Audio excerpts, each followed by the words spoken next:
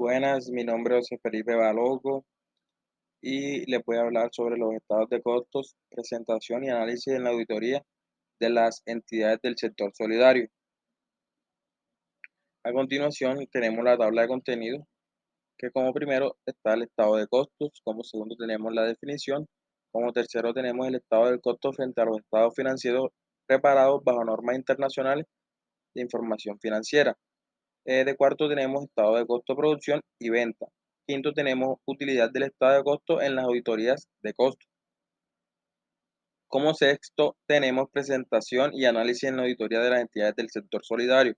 Como séptimo tenemos objetivo general. Como octavo tenemos objetivo específico.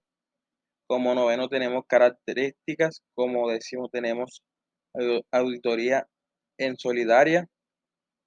Como Como decimos primero, tenemos aseguramiento de la información y como último tenemos auditoría basada en riesgos. Seguimos con la definición de los estados de costo. El estado de costo se puede definir como un informe interno que le sirva a la contabilidad financiera para soportar las cifras de inventario, costos de producción y costos de ventas de cada periodo, y a la contabilidad de gestión para apoyar el proceso de gestión empresarial para facilitar la toma de decisiones. Este informe se prepara para conocer en detalle las erogaciones y cargos incurridos por las empresas para producir sus bienes o inclusive prestar los servicios en un periodo determinado. Seguimos con la siguiente diapositiva, que es el estado de costos frente a los estados financieros preparados bajo las NIF. Como al comparar los elementos de los estados financieros de los que hablan las normas, encontramos que en Colombia se diferencia y se define tanto el gasto como el costo. El primero se entiende como los flujos de salida de recursos, en forma de disminuciones del activo, incrementos del pasivo o una combinación de ambos, que generan disminuciones en el patrimonio, incurridas en las actividades de administración, comercialización, investigación y financiación, realizadas durante un periodo que no provienen de los retiros de capital o de utilidades o excedentes.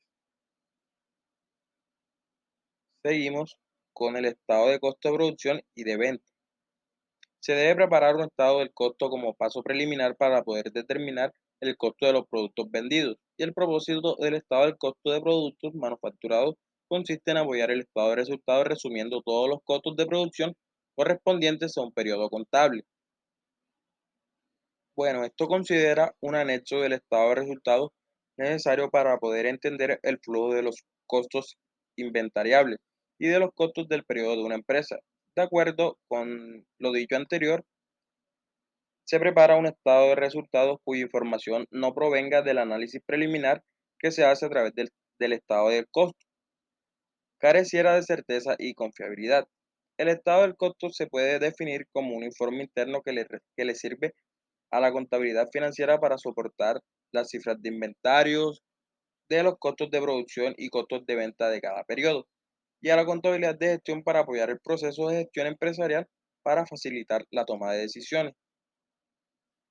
Este informe también se prepara para conocer en detalle las erogaciones y cargos incurridos por las empresas para producir sus bienes o inclusive prestar los servicios en un periodo determinado, complementando con los rubros que componen el costo de producción de cada periodo. Ahora seguimos con, con la utilidad del estado del costo en las auditorías de costos. La auditoría de costos consiste en verificar si las cuentas de costos son o no son correctas, así como si se respetan los procedimientos contables apropiados. Es evidente que para ello habrá que comprobar que las cifras en sí son correctas y razonables y que se efectúan unos cargos correctos a las cuentas de costos, a los centros de costos y a las unidades de costeo. También se debe tener en cuenta que el objetivo de una auditoría de costos consiste esencialmente en verificar que se puede confiar en que los distintos sistemas funcionen como esté previsto y no se trate de localizar o corregir errores individuales. Es por eso que en los procesos de auditoría que deben realizarse por lo menos una vez al año, estén los inventarios de materia prima, productos en procesos y productos terminados y al costo de venta que reflejan los estados financieros. Es necesario llevar un seguimiento en todo el ciclo de la contabilidad. Ahora seguimos con la presentación y análisis en la auditoría de las entidades del sector solidario. Como objetivo general, tenemos de conformidad con lo establecido en el artículo 9 de la Ley 87 de 1933, le corresponde a la Oficina de Control Interno asesorar a la Dirección en la continuidad del proceso administrativo, la reevaluación de los planes establecidos y en la introducción de los correctivos necesarios para el cumplimiento de las metas u objetivos previstos. Bueno, de igual manera, teniendo en cuenta que el artículo 6 del decreto 648 del 2017 establece que le corresponde a la Oficina de Control Interno en cada entidad medir y evaluar la eficiencia, eficacia y economía de los demás controles adoptados por la entidad, así como asesorar y apoyar a los directivos en el desarrollo y mejoramiento del sistema institucional de control interno a través de los cumplimientos de los roles establecidos. Como objetivo específico, tenemos como primero verificar el cumplimiento de las disposiciones legales, reglamentarias y normativas aplicables a la contabilidad de la entidad. Como segundo, tenemos formular recomendaciones dirigidas a mejorar el control interno y contribuir al fortalecimiento de la gestión pública, así como a la promoción de su eficiencia operativa. Como último, tenemos ejecutar la auditoría de control interno prevista en el programa anual de auditoría al proceso, con un enfoque sustantivo y de cumplimiento que permita verificar la efectividad de los controles diseñados por la administración e identificar los riesgos de errores materiales que afecten las cifras contenidas en los estados financieros y generar alertas tempranas. Como características, tenemos como primero que exista la libre asociación. Esta tiene un cumplimiento de destinar esos excedentes a la prestación del servicio de carácter social, al crecimiento de sus reservas y fondos, e integrar a sus asociados parte de estos en proporción al uso de los servicios de la empresa. También tenemos establecer un vínculo asociativo fundado en los principios y fines contemplados en la ley. Como tercero, tenemos garantizar la igualdad de derechos y obligaciones de sus miembros. Como cuarto, tenemos realizar de modo permanente actividades de educación cooperativa. Tenemos como último no repartir reservas ni o fondos patrimoniales. También podemos eh, se habla de otras que pueden ser incluir en sus estatutos o reglas básicas de funcionamiento la ausencia del ánimo de lucro, movida por la solidaridad, el servicio social y comunitario, teniendo como cumplimiento respetar los actos cooperativos tales como el mando y el acuerdo cooperativo. Otra característica podría ser estar organizada como empresa que contemplen en su objetivo rebelión social en ejercicio de una actividad socioeconómica, tendiente a satisfacer necesidades de sus asociados y al desarrollo de obras de servicio comunitario. Y como cumplimiento sería sí, imposibilidad de repartir las reservas sociales, los fondos de reserva y en caso de liquidación el remanente patrimonial. Y ahora entramos en más detalles con la auditoría en solidaria. La auditoría solidaria es una herramienta utilizada por las entidades de economía solidaria para medir el impacto social generado en el desarrollo de sus objetivos y de los medios utilizados para poder ejecutarlos. Esta herramienta debe integrarse en el ciclo de planificación, seguimiento y evaluación de la organización. La auditoría solidaria es el proceso de revisión o examen por parte del auditor o revisor para poder obtener y evaluar íntegra y objetivamente la plena prueba o evidencia de la información financiera, del comportamiento financiero y económico del manejo de una entidad con el propósito de dar cuenta del grado de correspondencia entre aquellos y los criterios o indicadores establecidos o los comportamientos generalizados también. El informe o el dictamen que presenta el auditor otorga fe pública a la fiabilidad de los estados financieros y por consiguiente de la credibilidad de la gerencia que los preparó. Ahora seguimos con aseguramiento de la información.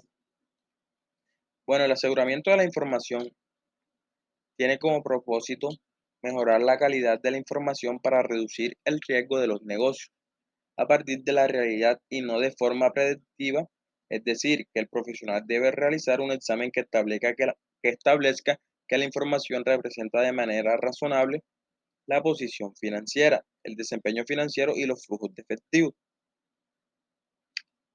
A esto también le podemos llamar seguridad razonable, que es un concepto relacionado con la acumulación de la evidencia necesaria para que el contador profesional en ejercicio profesional público concluya en relación con la información de la materia sujeto tomada como un todo, para estar en posición de expresar una conclusión en la forma positiva requerida en un contrato de seguridad razonable. Es necesario que el contador profesional en ejercicio profesional público obtenga evidencia apropiada y suficiente como parte de un contrato que sea un proceso de interactivo y sistemático. Y seguimos con la